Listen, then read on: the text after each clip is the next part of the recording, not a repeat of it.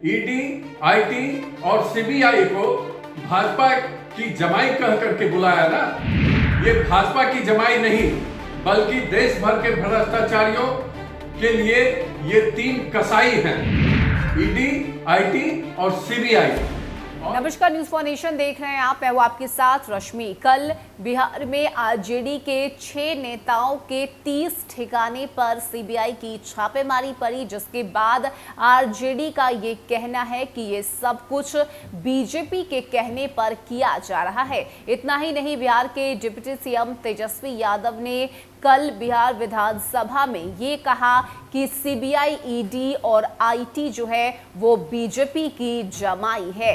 इसके बाद अब बीजेपी की तरफ से डिप्टी सीएम तेजस्वी यादव को जवाब दिया गया है और जवाब में बीजेपी का ये कहना है कि सीबीआई, ईडी और आईटी बीजेपी की जमाई नहीं है बल्कि ये तीनों कसाई है। और ना सिर्फ बिहार से बल्कि देश भर में जितने भी भ्रष्टाचारी हैं उन सभी पर शिकंजा कसा जाएगा ताकि देश में इन सभी भ्रष्टाचारियों पर कार्रवाई हो सके।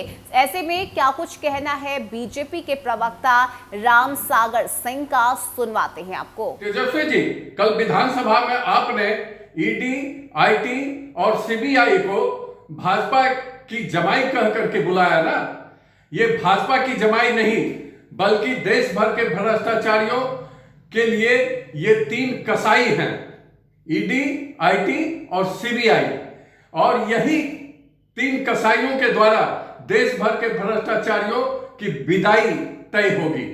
प्रधानमंत्री नरेंद्र मोदी जी ने लाल किले से जो भ्रष्टाचार के खिलाफ ही केवल नहीं बल्कि भ्रष्टाचारियों के खिलाफ लड़ाई का आह्वान किया है, उसी का ये परिणति है।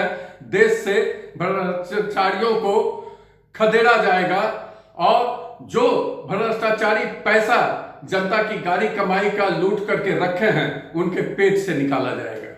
तो बता दें कि सिर्फ बिहार ही नहीं बल्कि देश भर में इस वक्त सीबीआई और ईडी की तरफ से जो कार्रवाई है वो देखने को मिल रही है। अब तक कई बड़े नेताओं का नाम भी सामने आ चुका है, लेकिन बात अगर हम बिहार की करें तो बिहार में कल दिन भर आरजेडी के नेताओं के ठिकाने पर जो छापेमारी है वो की गई और साथ ही साथ ये भी जो जानकारी है वो सामने आई है कि सीबीआई के हाथों कई जो दस्तावेज हैं वो लगे हैं। लेकिन बात अगर हम आरजेडी की करें तो आरजेडी की तरफ से बीजेपी पर निशाना साधा जा रहा है। ये कहा जा रहा है कि ये सब कुछ बीजेपी के कहने पर किया जा रहा है, जिसके बाद अब बीजेपी के प्रवक्ता राम सागर सिंह सामने आए हैं और राम सागर सिंह का साफ तौर से कहना है कि अगर कोई गलत करेगा तो उस पर कार्रवाई भी जरूर होगी। सीबीआई, ईडी और आईटी अपने काम को अच्छी तरह से जानती है और यही वजह है कि जैसे ही कुछ भ्रष्टाचार के मामले